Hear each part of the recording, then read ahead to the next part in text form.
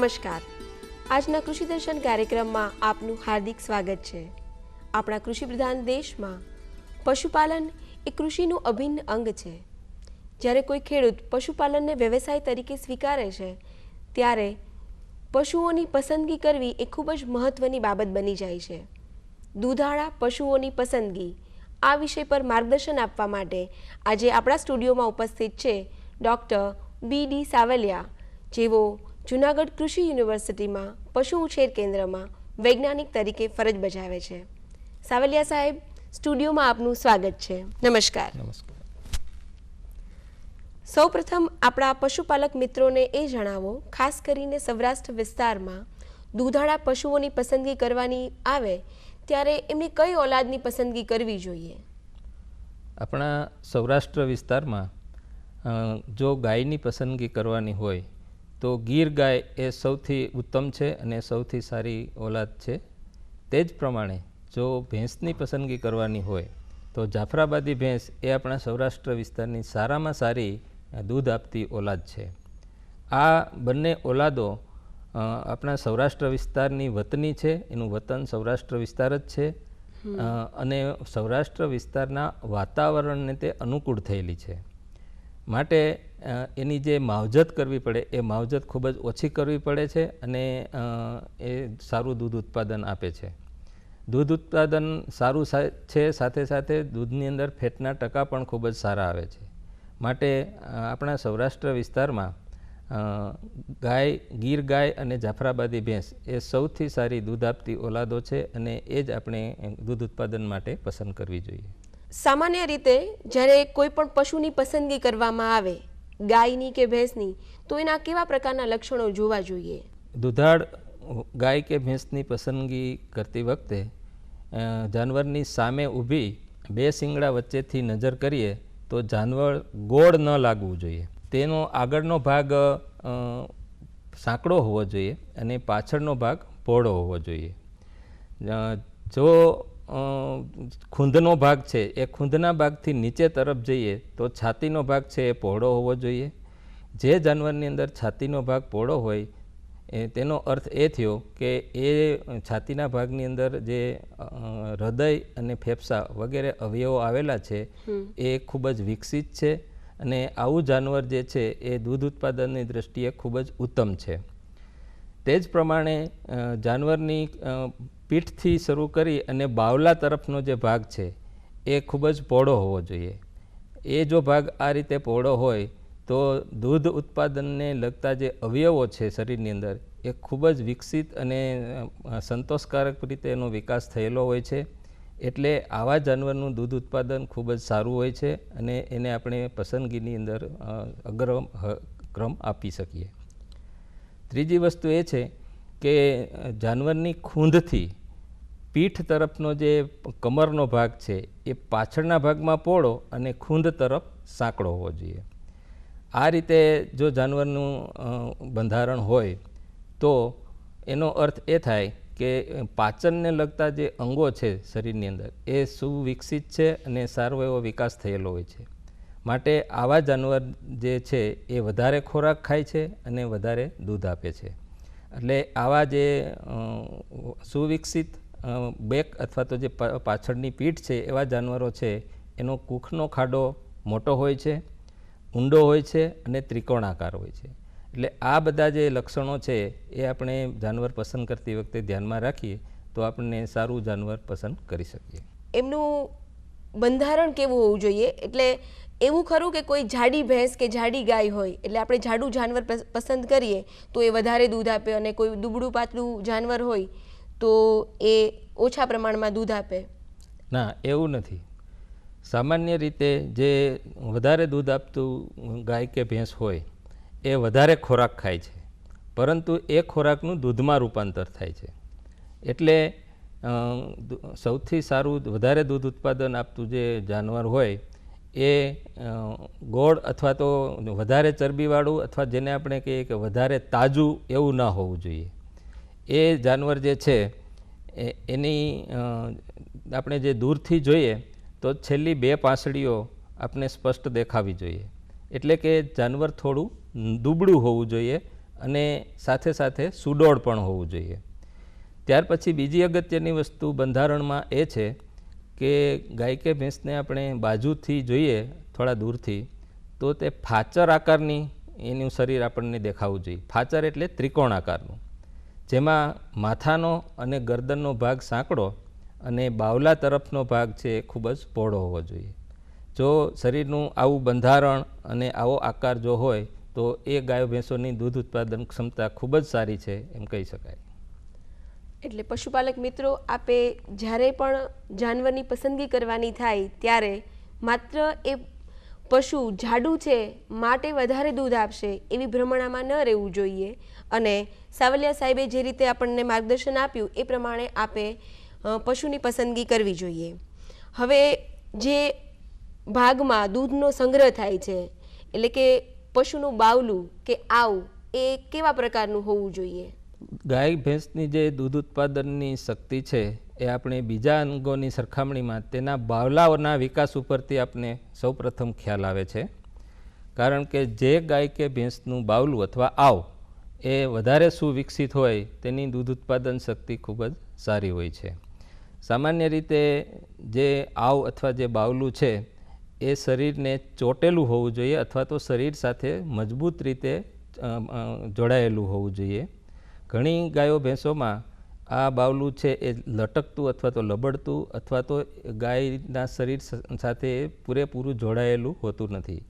આવું જે બાવલું છે એ ખામીયુક્ત કહેવાય અને આવું જાનવર આપણે પસંદ કરવું ના જોઈએ. ત્યાર પછી જે ગાય કે ભેંસ સામાન્ય સ્થિતિમાં ઊભી હોય તો એને જોઈએ તો બાવલું જે છે એ પાછળના બે પગની વચ્ચેથી બહારની બાજુ પાછળની બાજુ નીકળતું દેખાવું જોઈએ. બાવલા ઉપર વાંકી ચૂકી ઝીણી ઝીણી રક્તવાહિનીઓ અથવા તો લોહીની નળીઓ આપણને દૂરથી જોઈ શકાય છે. જે બાવલા ઉપર આવી રક્તવાહિનીઓ વધારે હોય તે બાવલું સારું કહેવાય, કારણ કે એની અંદર જે દૂધ ઉત્પાદન માટે જે લોહીનું પરિભ્રમણ થવું જોઈએ એ પૂરતું થતું હોય છે.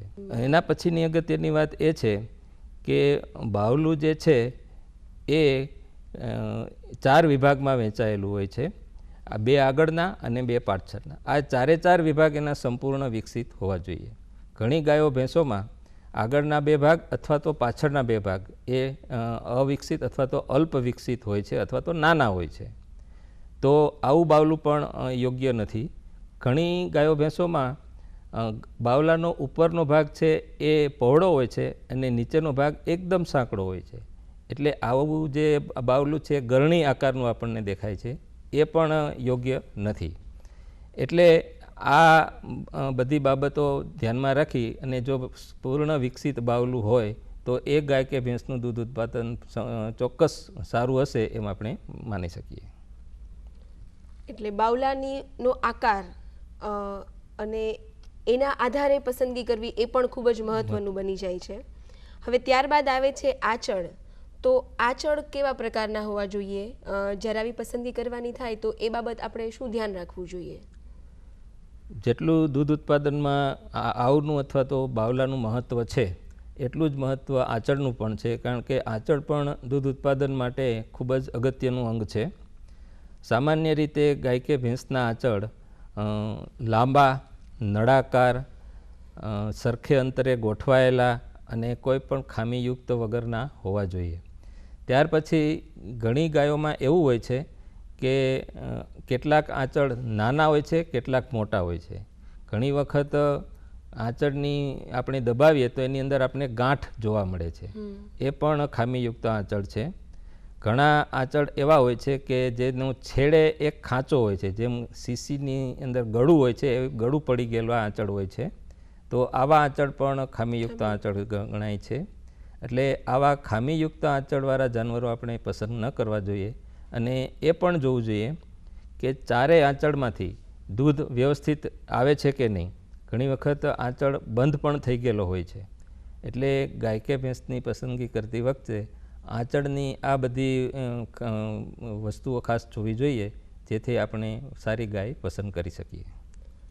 હવે આ થઈ બાહ્ય દેખાવની વાત કે આપણે બહારથી જોઈને નક્કી કરી શકીએ કે આવા આકારની ગાય કે ભેંસ હોવી જોઈએ એમના અલગ અલગ અંગો છે જે પણ એ આ પ્રકારના હોવા જોઈએ. પરંતુ હવે આવે છે વંશાવળીની વાત. જ્યારે કોઈ પણ પ્રાણી પસંદ કરવામાં આવે, ગાય કે ભેંસ, તો એની વંશાવળીનું શું મહત્વ છે? સામાન્ય રીતે દુધાળ ગાય કે ભેંસની પસંદગી કરવી હોય તો એની જે વંશાવળી એટલે કે એના પૂર્વજોનો જે રેકોર્ડ છે દૂધ ઉત્પાદનનો, એ જો મળી શકે તેમ હોય તો એ સૌથી સારી વાત છે. આવા જાનવરોની જો વંશાવળી મળી શકે એમ હોય તો જે ગાય કે ભેંસ પસંદ કરવાની હોય તેની માનું દૂધ ઉત્પાદન અને તેની પણ માનું એટલે કે 2 પેઢી સુધીનું દૂધ ઉત્પાદન જાણવું જોઈએ. ત્યાર પછી જે ગાયની પસંદ કરવાની હોય તેની બહેનોનું દૂધ ઉત્પાદન એનો પણ રેકોર્ડ ચકાસવો જોઈએ. આ ઉપરાંત જે દૂધ ઉત્પાદન માટેના જે લક્ષણો જે ગાય કે ભેંસમાં આવે છે એમાં 50% હિસ્સો ધણખૂટનો હોય છે અને 50% હિસ્સો એની મા તરફથી આવે છે. એટલે જો ધણખૂટ વિશેની માહિતી જો ઉપલબ્ધ હોય વંશાવળીમાં તો એ પણ આપણે ચકાસવી જોઈએ. એટલે કે એ ગાય જે છે એનો જે બાપ એટલે કે જે ધણખૂટ હોય એની માનું દૂધ ઉત્પાદન ચકાસવું જોઈએ. એ ધણખૂટની બહેનોનું દૂધ ઉત્પાદન પણ ચકાસવું જોઈએ. એટલે આ બધી જો રેકોર્ડ અવેલેબલ હોય તો આ બધા આપણે રેકોર્ડ તપાસી અને જો બધી જ રીતે એ દૂધ ઉત્પાદન સારું હોય બધા જ પૂર્વજોનું અને એને આધારે જો આપણે ગાય કે ભેંસની પસંદગી કરીએ એ સૌથી ઉત્તમ ગણી શકાય. વંશાવળીનું મહત્વ સમજાયું, પરંતુ આ જે રેકોર્ડની વાત છે એ રેકોર્ડ કોની પાસેથી મળી શકે? હવે સામાન્ય રીતે જે ખેડૂતો જે છે એ આવા રેકોર્ડ રાખતા હોતા નથી, પરંતુ કેટલીક સરકારી સંસ્થાઓના જે ફાર્મ હોય છે ત્યાં આવા રેકોર્ડ કાયદેસર રાખવામાં આવે છે. આ ઉપરાંત કેટલીક પ્રાઇવેટ સંસ્થાઓ જેવી કે કેટલાક મંદિરોની સંસ્થાઓ છે, કેટલીક પાંજરાપોળ છે, કેટલાક પ્રાઇવેટ નાના ફાર્મ પણ છે. આ લોકો પણ દૂધ ઉત્પાદન દરેક ગાયનું અને એની જે વંશાવળી છે એ બધાનું દૂધ ઉત્પાદનનો રેકોર્ડ રાખતા હોય છે. કેટલાક ખેડૂતો પણ જે ખાસ કરીને પ્રગતિશીલ ખેડૂતો છે જે દૂધ ઉત્પાદન માટેનો વ્યવસાય સાથે જોડાયેલા છે એ લોકો પણ ગાય કે ભેંસના દૂધ ઉત્પાદનનો રેકોર્ડ રાખતા હોય છે. એટલે આવી જગ્યાએથી જો ગાય કે ભેંસ ખરીદવાની થાય તો આપણને એની વંશાવળીનો દૂધ ઉત્પાદનનો જે રેકોર્ડ છે એ આપણને મળી શકે છે. તો અત્યારે સમજો કોઈ પણ પશુપાલક મિત્ર બધા જ જે પણ એના લક્ષણો છે એ પ્રમાણે સારી ઓલાદની પસંદગી કરે છે, ત્યારબાદ પોતે પોતાના જે પણ પશુઓ છે એનો રેકોર્ડ એ રાખી શકે? હા, કોઈ પણ જે પશુપાલક છે એને ખરેખર એની જે ગાયો કે ભેંસો એની પાસે હોય એના દૂધ ઉત્પાદનનો રેકોર્ડ એને રાખવો જોઈએ.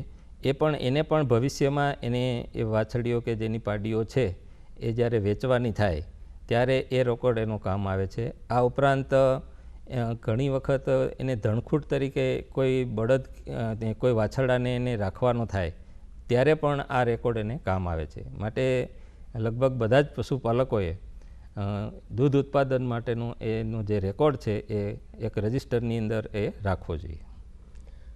તો પશુપાલક મિત્રો, આ ખૂબ જ મહત્ત્વની વાત છે કે તમારી પાસે જે પશુઓ છે એની વંશાવળીનો રેકોર્ડ તમે રાખવાની આજથી જ શરૂઆત કરી દો, જેથી ભવિષ્યમાં જ્યારે એના સંતાનોને તમારે વેચવાનો વારો આવે કે વેચવા પડે, જેમાંથી પણ તમે વ્યવસાય માંથી આવક ઉત્પન્ન કરી શકો તો એ તમને ફાયદાકારક થશે. હવે ગાય ને ભેંસની મુખ્ય ખાસિયતો જે સારી ઓલાદ કહેવાય એની જો આપ ટૂંકમાં ફરીથી એકવાર માહિતી આપી દો. જે સારી દુધાળ ગાયો ભેંસો હોય છે તેના મુખ્ય લક્ષણો આ પ્રમાણે હોય છે કે જાનવર જે છે એ આકર્ષક અને ચપળ લાગે છે. તેને દૂરથી જોતાં તેનું શરીર છે એ ફાચર આકારનું એટલે કે ત્રિકોણ આકારનું લાગે છે. ત્યાર પછી એ જે ઓલાદનું જાનવર હોય, ધારો કે ગીર ગાય હોય તો એ શુદ્ધ ગીર ગાયના બધા જ લક્ષણો ધરાવતું હોવું જોઈએ. એ જ પ્રમાણે જે દુધાળ જાનવર છે એ થોડું દુબળું હોવું જોઈએ, બહુ ભરાવદાર કે બહુ તાજું ન હોવું જોઈએ. તેની આંખો ચમકતી અને ચપળ હોવી જોઈએ. એનું માથું મધ્યમ કદનું હોવું જોઈએ. ફણી પહોળી હોવી જોઈએ. નસકોરા મોટા હોવા જોઈએ. ત્યાર પછી એના જે જડબા છે એ લાંબા અને મજબૂત હોવા જોઈએ. અને એની જે ચામડી છે એ ચમકતી હોવી જોઈએ. આ બધા લક્ષણો છે એ ખૂબ જ સારી દૂધ આપતી ગાયો કે ભેંસોના લક્ષણો છે. હવે ધણખૂટ એવો એક શબ્દ આવ્યો હતો, એટલે ધણખૂટ છે એની પસંદગી માટે શું ધ્યાન રાખવું જોઈએ? સામાન્ય રીતે ગાય જે છે એનું જે દૂધ ઉત્પાદન છે એમાં 50% હિસ્સો એની માતાનો એટલે કે હોય છે અને 50% હિસ્સો છે એ ધણખૂટનો હોય છે. સામાન્ય રીતે ધણખૂટ જે છે પોતે દૂધ ઉત્પાદન નથી કરતો, પણ એની અંદર દૂધ ઉત્પાદન માટેના જીન્સ જેને આપણે કહીએ એ આવેલા હોય છે. એટલે ધણખૂટ જે છે એ દૂધ ઉત્પાદનમાં એનો ફાળો 50% જેટલો હોય છે. ધણખૂટ એટલા માટે ખૂબ જ સારી ગુણવત્તાવાળો જો આપણે ઉપયોગ કરીએ તો તેની વાછરડીઓ અને એની પાડીઓ ખૂબ જ સારી ગુણવત્તાવાળી આવે. હવે આ ધણખૂટની પસંદગી કરવા માટે મુખ્ય 3 રીતો છે. એક તો એ ધણખૂટના જે બાહ્ય લક્ષણો છે એના ઉપરથી આપણે એને પસંદ કરી શકીએ કે જે બ્રીડમાં જે ઓલાદનો હોય એના બધા જ લક્ષણો એ ધરાવતો હોવો જોઈએ. ત્યાર પછી એની વંશાવળીનું દૂધ ઉત્પાદન જાણીને પણ આપણે એને પસંદ કરી શકીએ, જે આપણે ઉલ્લેખ કર્યો આગળ. ત્યાર પછી ત્રીજી વસ્તુ એ છે કે એ ધણખૂટથી જે વાછડીઓ કે પાડીઓ ઉત્પન્ન થયેલી હોય અને એના દૂધ ઉત્પન્ન ઉપરથી પણ ધણખૂટને આપણે પસંદ કરી શકીએ. એને આપણે પ્રોજની ટેસ્ટિંગ પ્રોગ્રામ તરીકે ગણવામાં આવે છે અને એ ખૂબ જ સારામાં સારી મેથડ છે ધણખૂટને પસંદ કરવા માટેની. ખૂબ જ સરસ માહિતી આપી.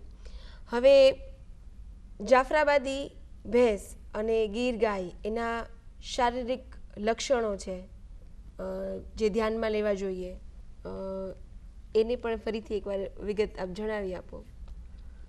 જો આપણે ગીર ગાય પસંદ કરતા હોઈએ તો આપણે ગીર ગાયના જે અગત્યના લક્ષણો છે એ ખાસ ધ્યાનમાં રાખવા જોઈએ. સામાન્ય રીતે એનો જે રંગ છે એ ખૂબ જ વિવિધ પ્રકારનો હોય છે. આછા પીળાથી લઈ અને લાલ કલરનો એનો રંગ હોય છે. એની અંદર કેટલાક પીળા ધાબાઓ હોય છે અને કેટલાક સફેદ ટપકાઓ પણ હોય છે. ત્યાર પછી તેનું માથું જે છે એ ગોળ અને ઢાલ આકારનું હોય છે. તેના જે કાન છે એ લબડતા હોય છે, પહોળા, અને કાનને છેડે ખાંચો આવેલો હોય છે. ગીર ગાયનું જે સૌથી અગત્યનું લક્ષણ છે એ એના કાન છે, એ કાનની છેડે જે ખાંચો આવેલો છે એ ખાસ અગત્યનું એનું લક્ષણ છે. ત્યાર પછી એનું જે શિંગડા છે એ શિંગડા મથરાવટીની બાજુમાંથી નીકળી પાછળની તરફ જઈ અને પછી ઉપર તરફ વળે છે. આ બધા લક્ષણો જે ગીર ગાયના છે એ આપણે ધ્યાનમાં રાખવા જોઈએ. એ જ પ્રમાણે જાફરાબાદી ભેંસની જો પસંદગી કરતા હોઈએ તો એના જે મુખ્ય લક્ષણો એ છે કે એનો રંગ છે એ કાળો હોય છે.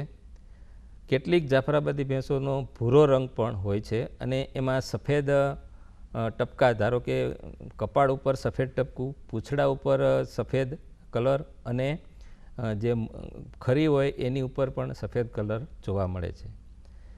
જાફરાબાદી ભેંસનું માથું ખૂબ જ મોટું, એનું જે કપાળ છે એ ખૂબ જ વિકસિત, લગભગ ઢાલ આકારનું ગોળ હોય છે. એની આંખો મોટી હોય છે પરંતુ એના કપાળની નીચે ઢંકાયેલી હોવાથી ખૂબ જ ઊંડી ઉતરી ગયેલી અને એકદમ ઝીણી દેખાય છે. એ જ રીતે જે જાફરાબાદી ભેંસ છે એના જે ગોદડી જેને આપણે કહીએ છીએ એ ગોદડી લબડતી હોય છે અને એનો જે કદ છે એ ખૂબ જ મોટું હોય છે. એટલે આવા બધા લક્ષણો જે શુદ્ધ ઓલાદના છે એ આપણે જાનવર પસંદ કરતી વખતે ખાસ ધ્યાનમાં લેવા જોઈએ, જેથી પશુપાલક મિત્રોને વધારે સારી આવક ઊભી થઈ શકે. મિત્રો, સાવલિયા સાહેબે આપણને ખૂબ જ સરસ માર્ગદર્શન આપ્યું કે દૂધાળા પશુઓની પસંદગી કરતી વખતે કઈ કઈ બાબતોનું ખ્યાલ રાખવો જોઈએ. હવે આપ પણ આ બધી જ બાબતોનું ખ્યાલ રાખજો અને વધારે સારી ઓલાદો પસંદ કરીને દેશના વિકાસમાં સાથ આપજો. સાવલિયા સાહેબ, આપનો ખૂબ ખૂબ આભાર. નમસ્કાર.